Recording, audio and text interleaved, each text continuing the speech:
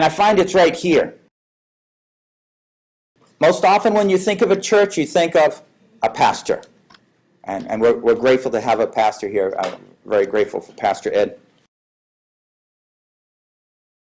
When we sit back, we think, okay, pastor's great. He does all the work, and we can enjoy his messages.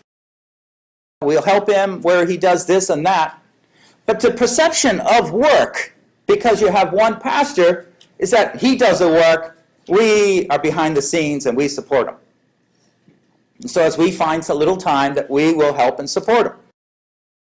Now this concept of one pastor probably developed, you had a priest in the Catholic Church, and the Reformed Church, they modified it, but then they had one pastor that would basically be the speaker. He's the one in knowledge. He would be the one close to the Lord.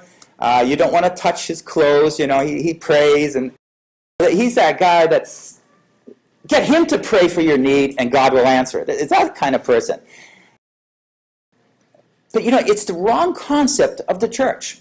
We don't find it when Paul is explaining the church in Ephesians 4 that there's evangelists, there's pastors, there's teachers, there's prophets, there's apostles. It's a total different concept in the way that we look at the church or perceive ourselves. What's more normal, or should be more normal, which allows God's Spirit to work in a greater way, is to see that many of us are here teachers and prophets and evangelists. I realized once, I think it was with Brother Kang at that point, we went up to India and Orissa, where now they just face that persecution. They lost their homes, their stores, their church buildings. They had to leave and go find another home.